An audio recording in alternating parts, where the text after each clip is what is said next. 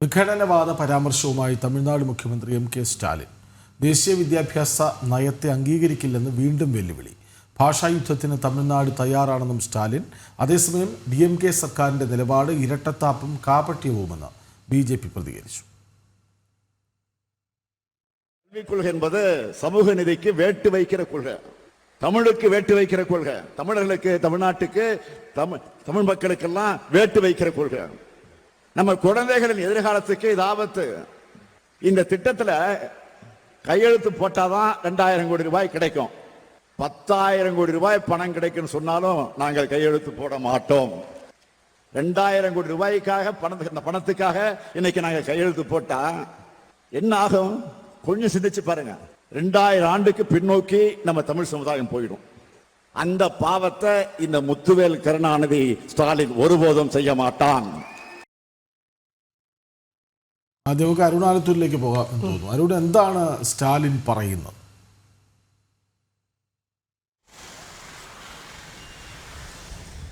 പ്രധാനമായിട്ടും ഈ 3 ഭാഷകൾ തമിഴ്നാട്ടിൽ പഠിപ്പിക്കാൻ അനുവദിക്കില്ല എന്നുള്ളത് തന്നെയാണ് സ്റ്റാലിൻ പറയുന്നത്. അതായത് തമിഴ്നാട്ടിലെ സർക്കാർ സ്കൂളിലെ കുട്ടികൾ തമിഴും അതുപോലെ ഇംഗ്ലീഷും പഠിച്ചാൽ മതി, ഹിന്ദിയോ അതല്ലെങ്കിൽ മറ്റൊരു ഭാഷയോ പഠിക്കാൻ അനുവദിക്കില്ല എന്നുള്ളൊരു നിലപാടിലാണ് സ്റ്റാലിൻ ഉള്ളത്. വളരെ വിഘടനവാദപരമായിട്ടുള്ള ഒരു നിലപാട് എന്ന് തന്നെ ഇതിനെ വിശേഷിപ്പിക്കേണ്ടിയിരിക്കുന്നു എന്നുള്ളതാണ്.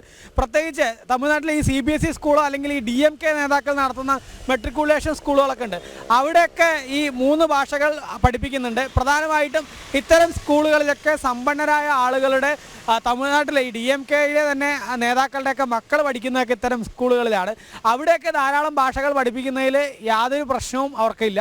എന്നാൽ സർക്കാർ സ്കൂളുകളിലെ പാവപ്പെട്ട കുട്ടികൾ മറ്റൊരു ഭാഷ കൂടെ പഠിക്കാൻ യാതൊരു തരത്തിലും അനുവദിക്കില്ല എന്ന തരത്തിൽ തമിഴ് എന്നൊക്കെ പറഞ്ഞുകൊണ്ടാണ് സ്റ്റാലിൻ ഇത്തരമായ ഒരു നിലപാടുമായിട്ട് രംഗത്ത് വന്നിരിക്കുന്നത് എന്നുള്ളതാണ്. ഏതായാലും BJP അതിനെ നിശിതമായിട്ട് വിമർശിക്കുകയും ചെയ്യുന്നുണ്ട് എന്നുള്ളത് തന്നെയാണ്.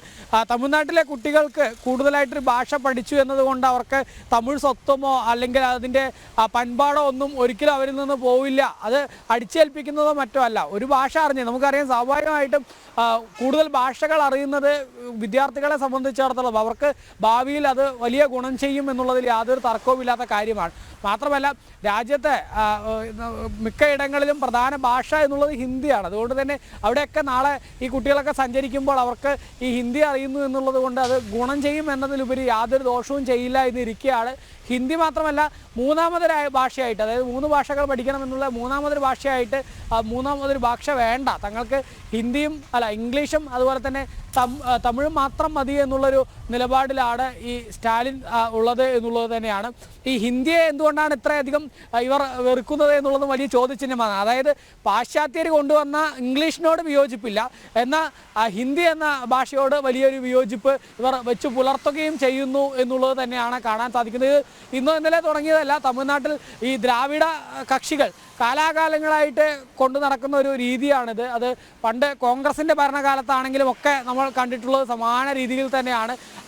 അതുതന്നെയാണ് ഇപ്പോഴും അവർ വീണ്ടും വീണ്ടും പറഞ്ഞുകൊണ്ടേയിരിക്കുന്നത്. ഏതായാലും അമിത്ഷാ ഇന്നിപ്പോൾ കോയമ്പത്തൂരിലുണ്ട്. അമിത്ഷാ എത്തിയിരിക്കുന്ന ഈ വേളയിൽ ഉൾപ്പെടെ ഈ തമിഴ് ഭാഷയും മറ്റുമൊക്കെ പറഞ്ഞ പ്രതിഷേധവും മറ്റുമൊക്കെ സംഘടിപ്പിച്ച ആളുകളുടെ ഇടയിൽ ഈ തമിഴ് വിഘടന ചിന്ത ഉണ്ടാക്കുന്നു എന്നുള്ളത് തന്നെയാണ് ഈ DMK പ്രധാനമായിട്ടും ചെയ്തുകൊണ്ടേയിരിക്കുന്നത് എന്നുള്ളതാണ് കാണാൻ സാധിക്കുന്നത്. ഏതായാലും ഈ DMKയുടെ ഇത്തരം നിലപാടുകൾക്കെതിരെ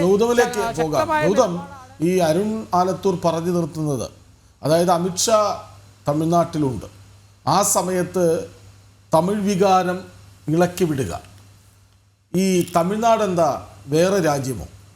കൃഷ്ണരാജ്, ഭാരതത്തിൻ്റെ ദേശീയ ബോധത്തിന് വലിയ സംഭാവനകൾ നൽകിയ ഒരു പ്രദേശമാണ് തമിഴ്നാട്. പക്ഷേ ഈ ദ്രാവിഡ രാഷ്ട്രീയ കക്ഷികൾ, പ്രത്യേകിച്ച് DMK, പല ഘട്ടങ്ങളിലും അതിന് ഘടകവിരുദ്ധമായി പ്രവർത്തിച്ചിട്ടുള്ള ഒരു പാർട്ടിയാണ്. പലപ്പോഴും DMK തമിഴ് ജനവിഭാഗത്തെ തെറ്റിദ്ധരിപ്പിക്കുകയും അവർ ഇന്ത്യൻ ദേശീയതയുടെ മുഖ്യധാരയിലേക്ക് എത്തേണ്ടവരല്ല, മറിച്ച് അതിനെതിരെ സംസാരിക്കേണ്ടവരാണ്. ഭാരതത്തിൻ്റെ ദേശീയതയ്ക്ക് എതിരാണ് തമിഴ് വികാരമെന്ന വളരെ തെറ്റായ പ്രചരണം നടത്തുന്ന ഒരു വിഭാഗമാണ് ഈ DMK എന്നത്. പലപ്പോഴും DMK അധികാരത്തിലിരിക്കുന്ന ഘട്ടങ്ങളിലെല്ലാം ഈ പ്രശ്നങ്ങൾ രൂപപ്പെട്ടിട്ടുണ്ട്. അനാവശ്യമായ തമിഴ് വികാരങ്ങൾ ഭാരതത്തിൻ്റെ ദേശീയ ബോധത്തിന് അപ്പുറത്തേക്ക് ആളിക്കത്തിച്ചുകൊണ്ട് രാഷ്ട്രീയമായ നേട്ടമുണ്ടാക്കാനാണ് ഇവർ ശ്രമിക്കുന്നത് എന്ന കാര്യത്തിൽ യാതൊരു സംശയമില്ല. അതിൻ്റെ ഏറ്റവും അവസാനത്തെ ഉദാഹരണമാണ് ഇപ്പോൾ ഈ തമിഴ്നാട് മുഖ്യമന്ത്രിയും DMK നേതാവുമായ സ്റ്റാലിൻ്റെ ഭാഗത്ത് നിന്നുണ്ടായിട്ടുള്ള ഈ ഒരു പ്രതികരണം. നമുക്കറിയാം, ന്യൂ എഡ്യൂക്കേഷൻ പോളിസി, പുതിയ വിദ്യാഭ്യാസ നയത്തിലൂടെ കേന്ദ്ര സർക്കാർ ലക്ഷ്യമിടുന്നത് ത്രിഭാഷാ നയം കൃത്യമായി കുട്ടികളിലേക്ക് എത്തിക്കുക എന്നുള്ളതാണ്. കാരണം ഒന്ന്, മാതൃഭാഷ കൃത്യമായി തന്നെ പഠിക്കുന്നു, അതോടൊപ്പം തന്നെ ഇംഗ്ലീഷും ഹിന്ദിയും പോലുള്ള ഭാഷകൾ കൂടി പഠിക്കണം. കാരണം ഹിന്ദി എന്നത് ഭാരതത്തിൽ ഏതാണ്ട് 70% ആളുകൾ സംസാരിക്കുന്നതും ഭാരതത്തിൻ്റെ ഭൂരിപക്ഷം സംസ്ഥാനങ്ങളിലെയും ഒരു പ്രധാനപ്പെട്ട ഭാഷയാണ്. അതിനാൽ അത് പഠിക്കുമ്പോൾ, അതിൽ പ്രാവീണ്യം നേടുമ്പോൾ അതിൻ്റെ ഗുണം സ്വാഭാവികമായും ലഭിക്കുന്നത് ആ കുട്ടികൾക്ക് തന്നെയാണ്. അപ്പോൾ തമിഴിനൊപ്പം മറ്റ് പ്രധാനപ്പെട്ട 2 ഭാഷകൾ കൂടി പഠിക്കുക എന്ന ലക്ഷ്യമാണ് ന്യൂ എഡ്യൂക്കേഷൻ പോളിസിയിലൂടെ കേന്ദ്ര സർക്കാർ മുന്നോട്ട് വയ്ക്കുന്നത്. എന്നാൽ തമിഴ്നാട്ടിൽ തമിഴ് മാത്രം മതി, അല്ലെങ്കിൽ ഹിന്ദി എന്ന് പറയുന്നത് അത് ഭാരതത്തിലെ മറ്റ് സംസ്ഥാനങ്ങളുടേതാണ്. ആ ഹിന്ദി തമിഴ്നാട്ടിൽ അടിച്ചേൽപ്പിക്കുന്നതിലൂടെ തമിഴിൻ്റെ പ്രാധാന്യം ഇല്ലാണ്ടാകുമെന്നൊക്കെയുള്ള വളരെ തെറ്റായ പ്രചരണം നടത്തുകയും അത് ആളിക്കത്തിക്കുകയും അതിലൂടെ രാഷ്ട്രീയ ലക്ഷ്യം, തമിഴ് വികാരത്തെ, ദ്രാവിഡ വികാരത്തെ ആളിക്കത്തിച്ചുകൊണ്ട് രാഷ്ട്രീയ ലക്ഷ്യം നേടുക എന്ന മുൻപ് സ്റ്റാലിൻ്റെ പിതാവ് കരുണാനിധി ഉൾപ്പെടെയുള്ളവർ പയറ്റി ഒരു കാലഘട്ടത്തിൽ വിജയിച്ച അതേ തന്ത്രം ഒരിക്കൽ കൂടി ഇപ്പോൾ സ്റ്റാലിൻ്റെ ഭാഗത്ത് നിന്നും ഉണ്ടാകുന്നു എന്നതാണ് ഏറെ ശ്രദ്ധേയം. എന്തായാലും കേന്ദ്ര സർക്കാർ ഈ വിഷയത്തെ വളരെ ഗൗരവമായി നോക്കിക്കാണുകയാണ്. കാരണം നരേന്ദ്രമോദി സർക്കാരിനെ സംബന്ധിച്ചിടത്തോളം ഒരു കൃത്യമായ നയം വിദ്യാഭ്യാസ നയങ്ങളിലുണ്ട്. വിദ്യാഭ്യാസം എങ്ങനെയാണ് ന്യൂ എഡ്യൂക്കേഷൻ പോളിസി നടപ്പാക്കേണ്ടതെന്നത് സംബന്ധിച്ചുള്ള കൃത്യമായ ധാരണയുണ്ട്. അതിൻ്റെ അടിസ്ഥാനത്തിൽ ഭാരതത്തിലെ എല്ലാ സംസ്ഥാനങ്ങളിലും ഈ നയം നടപ്പാക്കും എന്ന കാര്യത്തിൽ യാതൊരു സംശയവുമില്ല. ഇന്നിപ്പോൾ കേന്ദ്ര ആഭ്യന്തരമന്ത്രി അമിത്ഷാ വിവിധ പരിപാടികളിൽ പങ്കെടുക്കാനായാണ് തമിഴ്നാട്ടിലെ കോയമ്പത്തൂരിൽ എത്തിയിരിക്കുന്നത്. തമിഴ്നാടിനെ സംബന്ധിച്ചിടത്തോളം മുൻപ് ഈ ലാൽ ബഹദൂർ ശാസ്ത്രിയൊക്കെ പ്രധാനമന്ത്രിയായിരുന്ന കാലഘട്ടങ്ങളിലാണ് ഈ ഭാഷയുടെ പേരിലുള്ള വലിയ യുദ്ധം അന്ന് കേന്ദ്ര സർക്കാരിനെതിരെ തമിഴ്നാട് അന്ന് ഭരിച്ചുകൊണ്ടിരുന്ന സർക്കാരുകളുടെയും അവിടുത്തെ പാർട്ടികളുടെയും നേതൃത്വത്തിൽ നടന്നത്. ഒരു ഘട്ടത്തിൽ റിപ്പബ്ലിക് ദിനവും ഇൻഡിപെൻഡൻസ് ഡേയും പോലും ബഹിഷ്കരിക്കുന്ന രീതിയിലേക്ക് തമിഴ്നാട്ടിലെ ഭാഷാ യുദ്ധങ്ങൾ മാറിയ ചരിത്രമൊക്കെ 60കളിലും 70കളിലും സംഭവിച്ചിട്ടുണ്ട്. അതിൻ്റെ ഒരു ആവർത്തനം ഇപ്പോഴും രൂപപ്പെടുത്തിക്കൊണ്ട് ഭാരതത്തിനകത്ത് തന്നെ ഒരു അനാവശ്യ പ്രശ്നത്തിനാണ് തമിഴ്നാട് മുഖ്യമന്ത്രിയും അവിടുത്തെ ഭരണകക്ഷിയായ DMKയും ശ്രമിക്കുന്നത് എന്ന കാര്യത്തിൽ സംശയമില്ല. അതിനെ കൃത്യമായി പ്രതിരോധിക്കും എന്ന സന്ദേശമാണ് ഇപ്പോൾ അമിത്ഷാ ആണെങ്കിലും തമിഴ്നാട് BJP അധ്യക്ഷൻ അണ്ണാമല ആണെങ്കിലും നൽകുന്നത്. കൃഷ്ണരാജ്, അമിത്ഷാ തമിഴ്നാട്ടിലുള്ളപ്പോൾ ഭാഷയുടെ പേര് പറഞ്ഞും തമിഴ് വികാരം ഇളക്കി വിടുക, അതാണ് ഇപ്പോൾ സ്റ്റാലിൻ ചെയ്യുന്നത്. ഇത് ഇരട്ടത്താപ്പാണ്, കാപട്യമാണ് എന്ന് BJP ആവർത്തിച്ചു പറയുന്നു. വിവരങ്ങൾ നൽകുകയായിരുന്നു അരുണാലത്തൂരും ഗൗതം അനന്തനാരായണനും.